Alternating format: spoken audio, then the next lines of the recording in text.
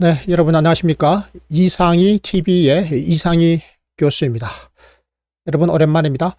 오늘은 OECD 국가들과 비교할 때 우리나라 의사와 간호사의 소득이, 연소득이 얼마나 될지, 의사, 간호사 얼마나 벌까? OECD 건강 통계 자료로 살펴보겠습니다. 자, 여러분, 한번 볼까요? 자, OECD 보건 통계 2022년도 겁니다. 한번 구체적으로 살펴보도록 하겠습니다. 자, 먼저 기대 수명부터 볼까요? 자, 우리나라 기대 수명. 자, 태어났다. 그러면 언제 사망할지 그 평균이죠. 자, 태어났을 때 우리가 기대할 수 있는 수명입니다. 출생시 기대 수명 독일 81세 정도죠. 81세, 프랑스 82세 정도고요. 자, 우리나라 볼까요? 83.5세죠. 독일, 프랑스보다 우리가 더 수명이 길죠. 뭐 미국하고는 큰 차이가 나죠. 미국보다는 6.5세 우리가 더 길게 살 수 있는 걸로 되어 있죠. 자, OECD 평균이 얼마라고요?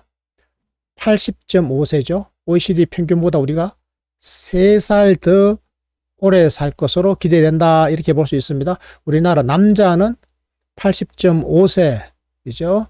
그리고 여자는 86.5세가 평균 기대 수명이다. 이렇게 볼 수 있습니다. 여자가 OECD 평균보다 3.3세 더 길죠. 남자도 기죠. 남자도 한 3세 정도 더 길죠. 이렇게 해서 우리나라는 기대 수명이 일본 다음으로 높은 나라다. 일본이 전 세계에서 기대 수명이 가장 높고 그 다음이 우리나라다. 이렇게 보시면 되겠습니다. 자, 기대 수명의 연도별 추이를 보면요. 2010년에는 OECD 평균이 79.3세고 우리나라가 80.2세니까 한 살 정도 우리가 더 오래 살았죠. 그런데 자, 10년이 지났습니다. 2020년에 보니까 우리가 몇 살을 더 오래 산다고요? 3살을 더 오래 산다. 쭉 이렇게 간격이 벌어졌죠. 자, 기대 수명의 추이를 이렇게 살펴봤고요. 좋은 일이죠. 다만 이제 건강하게 오래 살아야 되고 노후 준비가 잘 되어 있어야 된다. 이런 전제 조건 하에서 장수가 좋은 거죠. 자, 자살은 어떨까요? 자살 사망률입니다. 우리나라 자살자 수가요, 25.4명입니다. 25.4명인데요. 자, OECD 평균은요, 11.1명입니다. 그러니까 우리가 OECD 평균보다 자살 사망률이 2배 이상이죠. 참 심각한 문제가 아닐 수 없습니다. 특히 남성의 자살이 여성의 자살보다 2배 이상 많은 걸로 되어 있죠. 물론 OECD도 마찬가지입니다만 우리가 OECD 평균보다 자살률이 2배 이상이다 라고 하는 사실을 여러분 아실 수 있을 겁니다. 일본보다도 훨씬 높고요. 자, 뭐 영국이나 독일 같은 유럽 나라들에 비해서는 거의 뭐 3배 가까운 수준이죠. 자살률 추이를 한번 볼까요? 자, 자살률 추이를 보니까 우리나라가 그래도 한 10년 전에 비해서는 어떻습니까? 떨어졌죠. 35에서 25로 떨어졌습니다. OECD 평균 또 완만하게 줄어들고 있는데 우리가 OECD 평균에 비해서 2배가 한 2.5배 정도 자살률이 높다라고 하는 사실을 여러분 확인하실 수 있습니다. 자, 영아라 하면 그렇죠. 태어난 지 1년이 못 된 아기들이죠. 1년이 못 되어서 사망하는 아기들의 비율입니다. 이게 몇 명이냐라고 하는 거죠. 자, 인구 1000명당 OECD 평균은 4.1명입니다. 1000명이 태어났으면 1년 이내에 4.1명이 사망한다 이 말이죠. 독일, 프랑스만 하더라도 3점 되죠. 3명 되죠. 1000명 중에. 우리는 2.5명이다. 미국은 5.4죠. 미국보다 우리는 그렇죠. 2배 이상 성적이 좋은 거죠. 자, 이렇게 보면 OECD 평균이 여기 있죠. 4.1. 우리나라는 어디 있습니까? 여기 2.5. 그렇죠. 자, 보면 뭐 노르웨이, 핀란드, 그 다음에 뭐 스웨덴 이런 나라들은 이제 2 이하로 되어 있죠. 자, 우리나라의 영아 사망률 수준은 비교적 좋은 편이죠. 상위권에 속해 있다. 이게 뭘 의미하는가 하면 영아 사망률은요, 무엇의 대리지표냐? 그렇습니다. 건강 수준, 그 나라 건강 수준, 보건 환경의 대리 변수다. 그만큼 보건 환경 지표가 건전하다. 이렇게 말씀드릴 수 있겠습니다. 자, 흡연율 볼까요? 흡연율은요, 우리나라가 어떻습니까? OECD 평균하고 거의 비슷하죠. 흡연율 비슷하다. 자, 전체 흡연율이 우리가 15.9%입니다. 남성 흡연율 27.8, 여성 흡연율 3.9 이렇게 돼 있죠. OECD 평균 흡연율 16%와 거의 비슷하다. 이렇게 볼 수 있습니다. 자, 우리가 술은 얼마나 많이 먹고 있을까요? 우리나라가 술을 많이 먹는 걸 우리가 알고 있죠. 한국은요, 순수 알코올 소비량이 OECD 평균하고 거의 비슷합니다. OECD 평균이 8.4리터인데 우리가 7.9죠. 그러니까 우리는 일본보다는 술을 좀 많이 먹고, 그러나 미국이나 독일, 프랑스, 유럽 나라들보다는 우리나라가 술을 적게 먹는다. 이렇게 보시면 되겠습니다. 자, 과체중, 이게 좀 큰 문제인데요. 과체중, 비만이죠. 자, 비만 인구 비율 어떻습니까? 2020년 현재 여기서 체질량 지수가 그렇죠. 25 이상인 경우입니다. 과체중 및 비만은. 자, 키 몇 하죠? 170cm 1.7이죠. 1.7 요거를 제곱하고요. 1.7 제곱 1.7 곱하기 1.7이죠. 요것이 분모에 들어가고 분자에는 몸무게에서 몸무게가 만약에 70kg이다. 70 나누기 170 곱하기 170 이렇게 되겠죠. 172개 제곱미터니까. 이렇게 해서 25 이상이 나오면 우리가 과체중 비만 이렇게 보는 겁니다. 자, 우리나라는요 37.8%입니다. 전체 성인 인구의 37.8%가 과체중 비만이다. OECD 평균은 58.7%다. OECD 평균은 우리가 훨씬 낮죠. 자, OECD 평균에 비해서 우리나라는, 그렇죠. 우리나라와 일본은 아주 비만 상태가 건강한 모형에 속한다. 이렇게 보시면 되겠습니다. 일본은 아주 날씬한 나라죠. 그러니까 비만율이 아주 낮은 나라, 우리나라도 상대적으로 비만율이 낮죠. 일본과 우리나라는 다른 나라에 비해서 과체중 및 비만 인구의 비율이 아주 낮은 편이다. 이렇게 보실 수 있고요. 아주 높은 나라 보세요. 미국, 캐나다, 미국과 멕시코 같은 나라죠. 미국, 멕시코는요. 그렇죠. 비만율이 전체 인구의 73 내 74%. 그러니까 거의 대부분의 인구가 비만, 과체중이다. 이렇게 보실 수 있겠습니다. 자, 임상의사. 임상이라고 하는 것은 뭐죠? 환자를 직접 진료하는 말이죠. 임상, 환자 진료 의사 수를 보면 한국은 한의사까지도 포함했는데도 불구하고 인구 1000명당 2.5명에 불과합니다. OECD 평균은 3.7명이죠. 3.7과 2.5를 비교해 보면 우리는 OECD 평균의 한 60% 수준이죠. 60%도 채 안 되나요? 그 정도 수준이죠. 그러니까 아주 의사 숫자 모자란다. 한의사까지도 포함했는데도 그렇습니다. 그 일본은 어떻습니까? 일본은 2.6이죠. 인구 1000명당. 우리보다 의사 숫자가 많습니다. 근데 일본은요, 한의사라고 하는 게 사실상 거의 없거든요. 일본보다 우리가 의사 숫자가 좀 많이 모자라는 편이죠.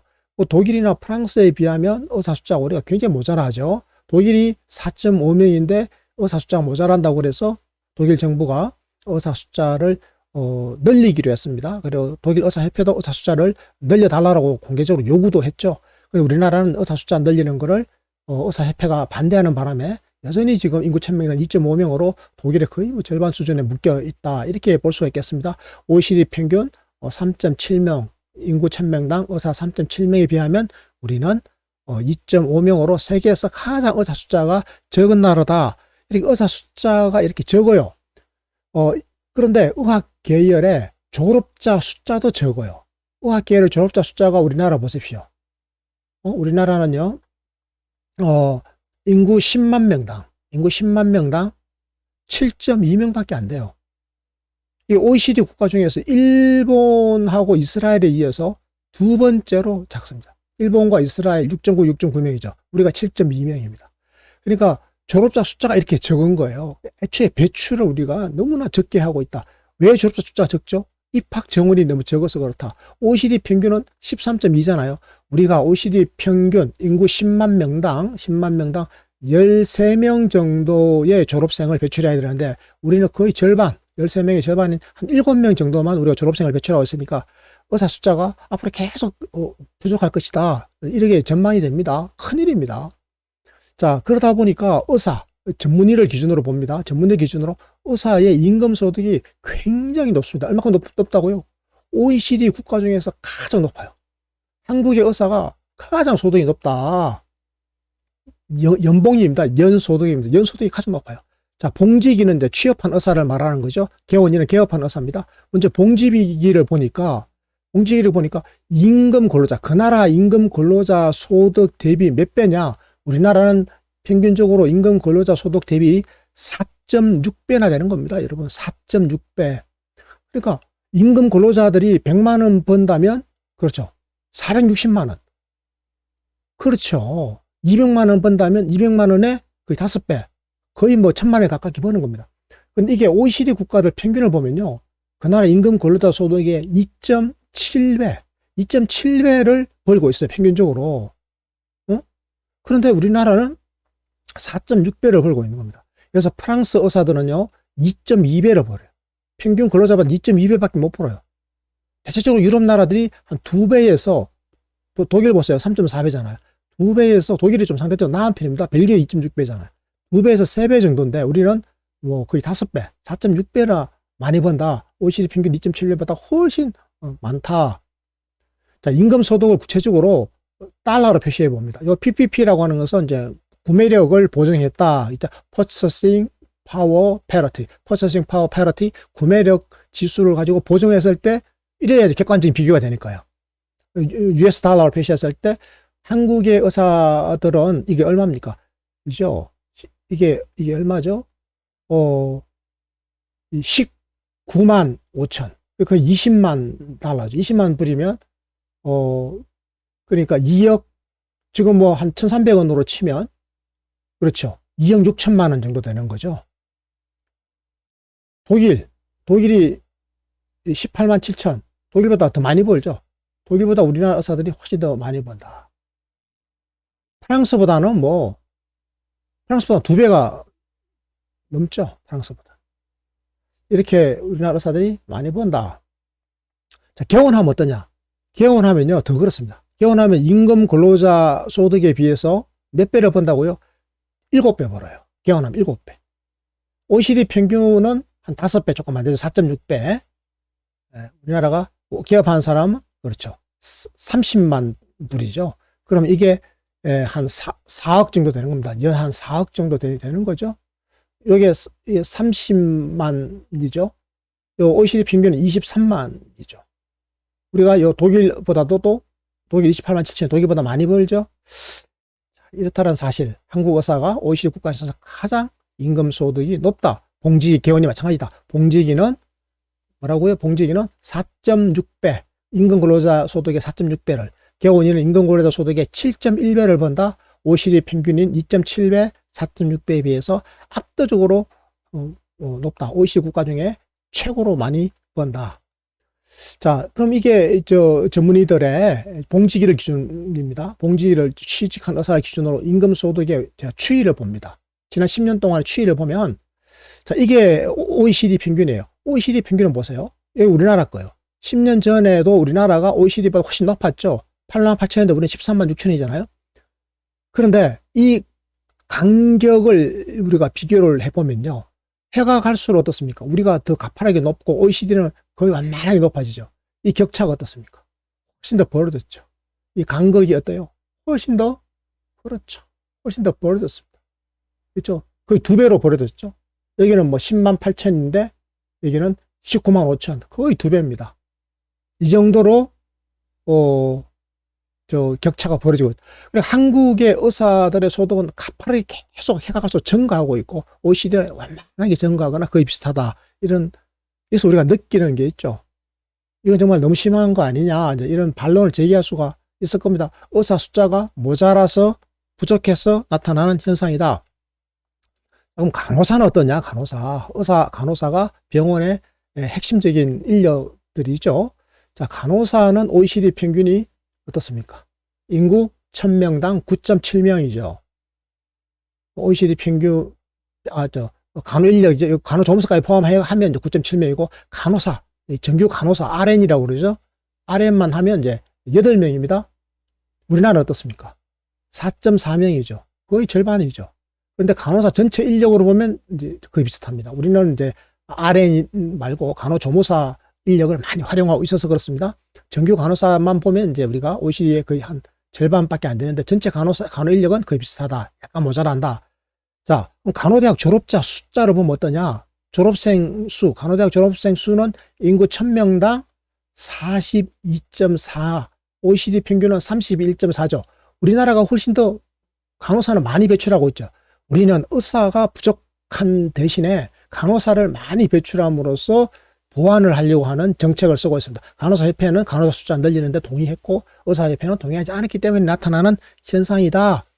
이렇습니다. 그래서 우리가 이렇게 간호사를 많이 졸업시키는데도 왜 간호사 숫자가 OECD에 비해서 모자라느냐? 그거는요, 장롱 면허가 많습니다. 간호사 면허를 따고 간호대학 졸업했지만 현장 간호사로 일하지 않는 경우가 굉장히 많습니다. 우리나라는 거의 절반입니다. 간호사 100명 중에 50명 정도만 일을 하고 있고 나머지 50명은 장롱 면허다. 일 안 하고 있다. 간호사 업무를 안 한다. 이 말이죠. 자, 그럼 간호사가 얼마나 임금 소득을 올리는지 2020년 기준으로 보니까 우리나라 간호사들은 OECD 평균 수준이더라. 그러니까 일은 힘들고 임금은 OECD 평균 수준이다 보니까 간호 현장에서 이탈하는 장롱 면허 인력이 그만큼 많아지는 것 아닌가, 이런 분석을 여러 곳에서 제기하고 있습니다. 자, 임금 근로자 소득 대비 간호사들은 몇 배를 버느냐? 거의 비슷하죠. 임금 근로자 평균 수준입니다. 1.2배, 거의 비슷한 수준이죠. OECD, 한국도 마찬가지입니다. OECD 평균하고 한국이 거의 비슷하죠. 임금 소득을 PPP로 계산해 보니까 US 달러로 뭐 한 52,000불 정도, 이 정도 수준으로 OECD 평균하고 거의 비슷하다. 자, 결론을 내립니다. 간호사 임금 소득은 OECD 평균하고 비슷하다. 의사는 OECD에서 압도적으로 1등이다. 간호사는 평균 수준이다. 이렇게 보실 수 있습니다. 우리나라 간호사들의 임금 수준은 미국의 그 다른 임금 근로자 소득 대비 비율이 1.2 비슷하다. 그죠? 그 금액으로 따지면 미국이 우리보다 좀 높죠. 우리가 5만 2천이고 미국이 8만 1,000불 정도죠. 자, 추이를 볼까요? OECD하고 한국이 어떻습니까? 거의 비슷한 추세로 가고 있죠. 간호사는 거의 비슷하다. 임금소득 추이가. 자, 병상 숫자는 어떨까요? OECD 평균은요, 인구 1000명당 4.3병상인데 우리나라는 12.7병상. 몇 배? 3배죠. 우리가 3배 정도 병상이 많다. 급성기 치료 병상은 OECD 평균의 몇 배? 2배다. 급성기 병상은 OECD 평균의 2배인데 전체 병상은 OECD 평균의 3배 수준이다. 우리나라가 이렇게 병상이 많으니 병상은 채워지죠. 그러다 보니까 어떻게 돼요? 그렇습니다. 불필요한 입원이 그만큼 많아지는 거죠. 이런 현상은 어디서 나타나느냐? 한국과 일본에서 이렇게 나타나고 있습니다.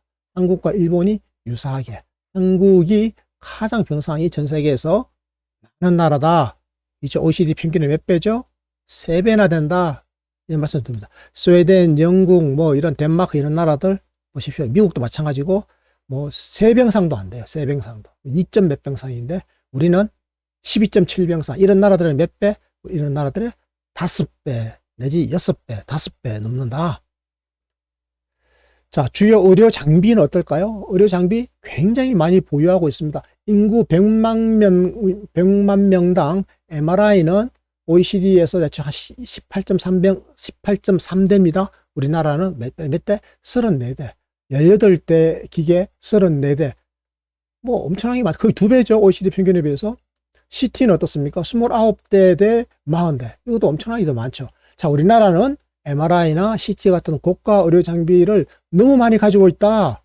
이것도 의료 자원의 낭비고 전체 국민 의료비를 증가시키는 아주 나쁜 요인 중에 하나죠. 여러분, 참 한심합니다. 이 의료 장비, MRI, CT 이런 거 너무 많이 들어와 있고 병상도 너무 많고, 그러니까 과잉 의료를 조장하는 이런 요인들이 지금 너무 많습니다. 그 대신에 또 의사는 너무나 부족해가지고 의사 단가가 너무나 높아져 있죠. 보셨죠? 자, 그러다 보면 국민 1인당 의사 외래 진료 횟수. 그러니까 우리 국민 한 명이 외래 진료를 얼마나 많이 이용했냐라는 거잖아요. OECD 국가 국민들은 1년에 한 명당 한 5.9회, 6번 정도, 6번이면 2달에 한 번 정도 의료기관 간 거죠. 우리나라는 매달 갔습니다. 14번 넘게 갔어. 14.7회. 이게 몇 배입니까? 2배가 넘죠. 우리는 의료를 오남용하고 있는 겁니다. 보세요. OECD 평균이 5.9인데 우리나라는 전 세계에서 가장 의료기관을 많이 방문하죠. 외래 진료를 가장 많이 하는 나라, 외래 의료를 이렇게 오용, 남용하고 있는 나라가 대한민국이다. 자, 그러면 입원은 어때? 입원. 입원은 어떨까요, 여러분? 자, 입원 환자 1인당 평균 며칠 동안 입원해 있냐? 자, 우리나라 보십시오. 우리나라는요, 19회, 19일입니다. 19일. 인구 1인당, 입원 환자 1인당 19일 입원해요. 입원 환자 1인당. OECD 국가는 8.3회, 8.3일입니다. 19일과 8일입니다. 2배가 넘죠? 이렇게 입원을 우리가 길게 합니다. 외래 방문도 OECD 평균의 2배 넘게. 입원 일수도 한번 입원하면 OECD 평균의 2배 이상 이렇게 입원하는 의료 오남용이 심각한 나라가 대한민국이다. 자, 환자 1인당, 입원 환자 1인당 평균 재원 일수 추이를 보면요. 우리나라는 어떻습니까? 우리나라에서 15.8일, 2010년에 15.8일에서 2022년 현재 19.1일로 늘었죠. OECD는 보세요. 10일에서 7.8일로 줄어들잖아요. OECD 국가들은 입원 환자 1인당 평균 재원 일수가 줄어드는데 우리나라는 늘어나고 있는 겁니다. 우리가 지금 잘못 가고 있는 거죠. 자, GDP 대비 경상의료비. 이러다 보니까 GDP 대비 경상의료비 증가 속도가 굉장히 빠릅니다. 감당을 못할 상황으로 이제 지금 치닫고 있습니다. GDP 대비 경상의료비가 우리나라가요, 2020년으로는 8.4%고 OECD 평균이 9.7이잖아요. 이제는 지금 조만간에 우리가 OECD 평균을 지금 이제는 초과할 예정입니다. 지금 거의 이제 OECD 평균이 지금 다가가고 있어요. 2022년 현재. 굉장히 빠른 속도로 늘어나고 있다. OECD 국가들은 평균 전년 대비 3.3% 늘어나거든요. 우리는 6.9%씩 연평균 늘어나요. 이 속도면 2배 이상이잖아요. 2배 이상의 빠른 속도로 지금 증가하고 있기 때문에 우리가 OECD 평균을 초과하는 거는 이제 바로 이제 2, 3년 안에 완전 초과한, 2025년이면 완전히 초과한다. 이렇게 예상이 되고 있습니다. 자, 국민 1인당 그러면 의약품 판매, 약은 얼마나 소비하느냐? 약은요, 이것도 PPP를 고려해가지고 1인당 계산해 보니까, 자, 한국은 몇 달러? US 달러로 761달러를 씁니다. 1인당 약값으로. OECD 평균 547달러보다 우리가 훨씬 더 많죠. 약을 또 엄청나게 우리가 많이 쓰고 그 가격을 따져보니까 PPP로 계산했을 때 OECD 평균보다 훨씬 우리가 약값을 많이 지출하고 있더라. OECD 평균이 여기 있는데 우리나라는 이저 끝에 있지 않습니까? 정말 심각한 문제가 아닐 수 없다. 약의 오남용, 그리고 약을 너무나 많이 지금 싸먹고 있다. 자, 장기요양은 어떠냐? 이 장기요양은 정말 필요한 거지 않습니까? 장기요양 수급자 비율을 보니까 65세 이상 노인 인구 중에서 우리나라는 수급자 비율이 재가가 7.4, 시설이 2.6이에요. 합치면 얼마죠? 10이죠. 10.1. 우리 10.1%. 그러니까 노인 65세 이상 노인 중에서 10% 정도만 장기요양을 이용하고 있는 거예요. 수급하고 있는 겁니다. 그런데 OECD 국가들은 어때요? 재가 10.4, 시설 3.6 합치면 14%죠. 지금 14%고 우리는 10%죠. 우리는 아직 장기요양 수급자의 비중은 OECD 평균에 비해서 낮아요. 그렇죠? 앞으로 이 장기요양 지출의 비중이 굉장히 높아질 겁니다. 특히 북유럽 나라들은 이 상대적으로 장기요양 지출의 비중이 높죠. 자, 그러면 이 장기요양 분야의 돌봄 종사자도 많아지겠죠. 선진국으로 갈수록. 그렇습니다. 우리나라는 지금 인구 100명당 4.5명이에요. 장기요양 돌봄 종사자 숫자가 65세 인구 100명당 4.5명밖에 안 돼요. OECD 평균은 6명이에요. 그러니까 우리나라가 앞으로 이 분야, 장기요양 분야의 돌봄 종사자, 이쪽에 일자리를 많이 앞으로 개척해가지고 좋은 일자리로 만들면 일자리에 보고가 되잖아요. OECD 평균이 6명이고 우리는 4.5명밖에 안 돼요. 그런데 보세요. 스웨덴 같은 나라는 11명이나 돼요. 노르웨이는 12명이에요. 그러니까 OECD 평균의 거의 2배 정도로 이쪽 분야 종사자 숫자가 많죠. 우리보다는 몇 배입니까? 우리보다는 거의 3배 가까울 정도로 많죠. 그러니까 앞으로 이 분야가 일자리에 보고가 될 것이다. 그래서 장기요양 병상도 꾸준히 지금 늘고 있습니다. 인구 1000명당 병상과 침상 숫자가 우리나라는 지금 굉장히 많은 축에 속하는 거죠. 보십시오. 많은 축에 속한다. OECD 평균보다 훨씬 더 많다라고 하는 것을 알 수가 있습니다. 우리나라의 장기요양 병상과 침상 숫자는 이렇게 많은데 이 장기요양 분야에 종사하는 전문 인력, 요양보호사라든지 전문 간호사 등의 숫자는 그만큼 모자란다. 이쪽 분야가 앞으로 일자리에 보고가 될 것이다. 저는 이렇게 생각하고 있습니다. 네, 오늘 방송은 이것으로 마치도록 하겠는데요. 자, 여러분 어떻습니까? 많이 도움이 되셨습니까? 도움이 되셨으면 이상희 TV 계속 구독해 주시고 좋아요도 눌러 주시고요. 주변 사람들에게 많이 홍보해 주시기를 간곡하게 부탁드리겠습니다. 여러분 오늘 공부하느라고 수고하셨습니다. 안녕. 고맙습니다.